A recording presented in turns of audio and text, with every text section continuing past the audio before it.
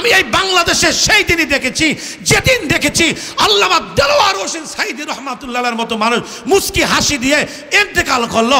আমি যেদিন দেখেছি মামুনুল হক থেকে শুরু করে হক্কানি ওলামায়ে কেরাম যেই দিন হাত করায় হাত পড়লো, আমি ওই দিন নিশ্চিত হয়েছি যেই দিন ফয়জুল করিম সাহেবের রক্ত ঝরতেছিল আর আকাশের দিকে তাকিয়ে বলতেছিল আমি পতন দেখে মরতে চাই, আমি ওই দিন নিশ্চিত হয়েছি শেষ শেষ বাংলাদেশ শেষ আস্তাই হয়েছে।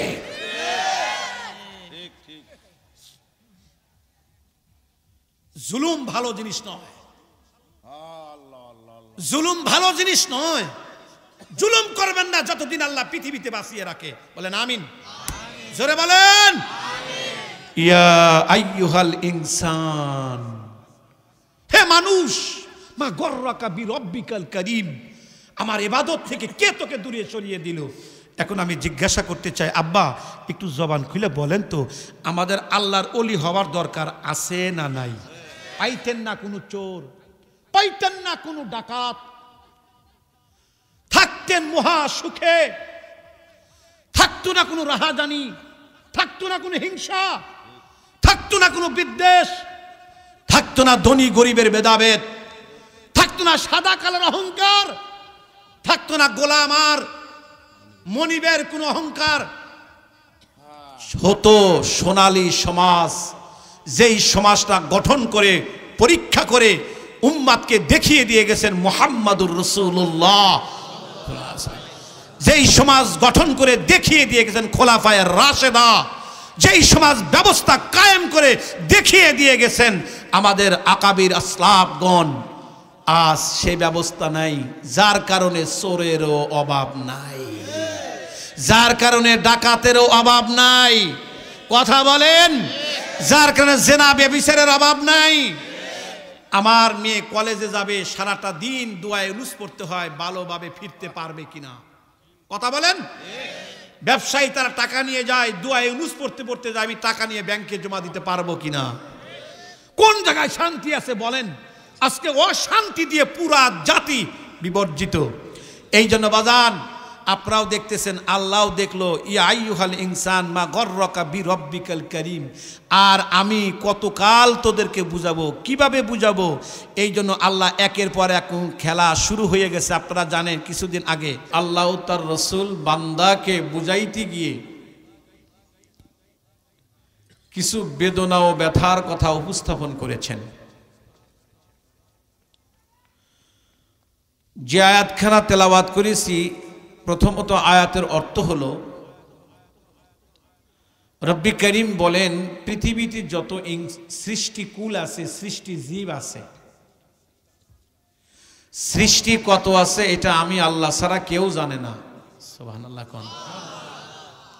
ইয়াখলুকু মা লা তা'লামুন, আমি এত সৃষ্টি করেছি, করছি, ভবিষ্যতে করব, এটা কোনো মানুষ জানে না। তাহলে যে জিনিসটি গোনা যায় না, গণনায় আসে না, জানা যায় না, তাহলে সেটা সংখ্যায়ও আসতে পারে না। আমার কথা বুঝতে পারেননি? এই কথাটা এজন্য বললাম, অনেকে আমরা জানি যে সৃষ্টি 18,000, আমরা বলি কি বলি না? আসলে মূলত কথা, সৃষ্টি কত আছে এক আল্লাহ ছাড়া কেউ জানে না। এত সৃষ্টির ভিতরে আল্লাহ পাক দুটি জীবকে সৃষ্টি করেছেন, দুটি মাখলুককে আল্লাহ সৃষ্টি করেছেন বিশেষ পদ্ধতিতে এবং বিশেষ কাজের জন্য। সুবহানাল্লাহ কোন। তার মধ্যে একটা হলো ইনস, অর্থাৎ মানুষ, ইনসান। ইনসানকে আল্লাহ সৃষ্টি করেছেন যেমন বিশেষ পদ্ধতিতে, বৈশিষ্ট্যতে, এবং ইনসানকে সৃষ্টি করার পিছনে আল্লাহর কারণও আছে। সুবহানাল্লাহ কোন। মূলত ইনসান, মানুষ, আল্লাহর কাছে সর্বশ্রেষ্ঠ মাখলুক। সুবহানাল্লাহ কোন। তো কিসের জন্য সৃষ্টি করেছেন? মালিক বলেন ইল্লা লিয়াবুদুন, পরিচয়ের মাধ্যমে আমার ইবাদত বন্দেগী করার জন্য। এটা ছিল আল্লাহর মূল উদ্দেশ্য। তাহলে আমরা পৃথিবীতে সৃষ্টি হয়েছি কার বন্দেগী করার জন্য? একটু জোরে কোন। সেই হিসেবে দৃষ্টিকোণে আমরা সকলেই গোলাম। বলেন, আমরা সকলেই। আর গোলাম কোনোদিন স্বাধীন হতে পারে না।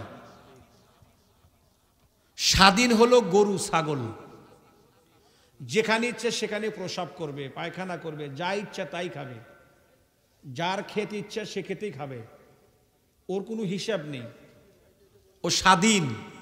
আমার কথাটা বুঝতে পারেন নাই? এটা কি স্বাধীন? কিন্তু মানুষ স্বাধীন নয়, মানুষ গোলাম। সুবহানাল্লাহ কয় না? বলেন, মানুষ গোলাম।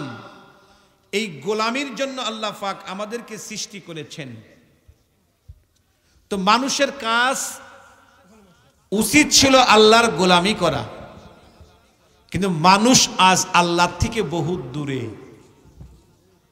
কথা বলেন, মানুষ আজ আল্লাহ থেকে বহু দূরে। মানুষ গোলামি করতে চায় না। এজন্য অপর আয়াতের ভিতরে আল্লাহ বলছেন, ইয়া আইয়ুহাল ইনসান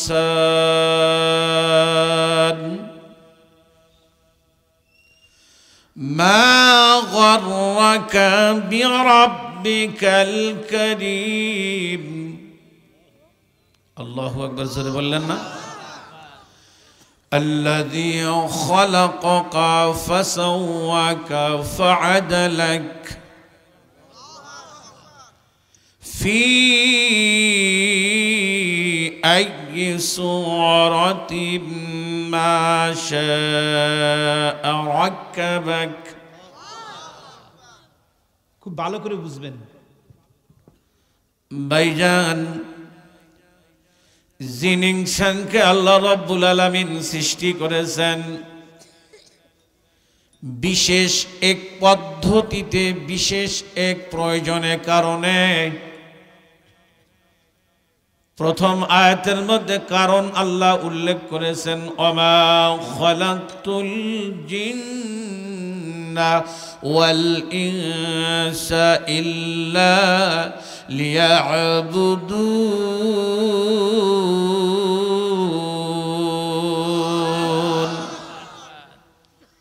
আল্লাহ রাব্বুল আলামিন জিন ইনসানকে সৃষ্টি করেছেন মূলত তার গোলামি করার জন্য।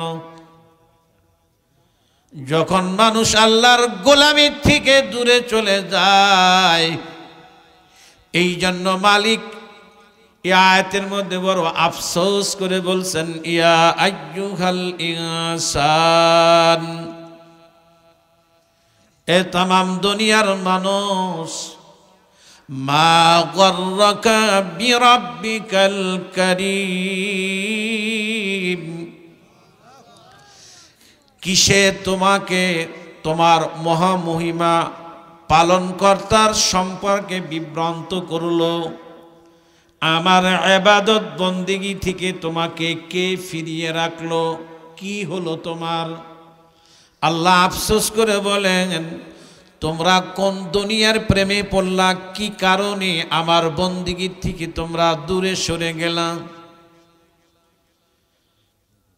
অথচ তোমাদের নিয়ামতের দিকে তাকাও, আমি আল্লাহ তোমাদের জন্য কি না করলাম?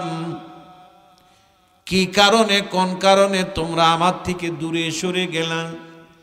আমার বন্দেগী থেকে, ইবাদত থেকে তোমাদের কে দূরে সরিয়ে দিল? অথচ তুমি লক্ষ্য করো তোমার জন্য আমি আল্লাহ কি না করেছি। ফাবি আইয়ি আলাই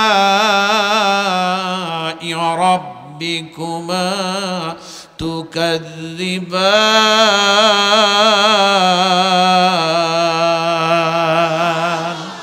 আর একটু জোরে বলেন আল্লাহু আকবার। বান্দারে, আমার কোন কোন নিয়ামতকে তুমি অস্বীকার করবা? আমি আল্লাহ তোমার জন্য কি না করেছি, আমি কি না সাজিয়েছি তোমার জন্য? তুমি আমার বিশেষ মেহমান। সুবহানাল্লাহ বলেন।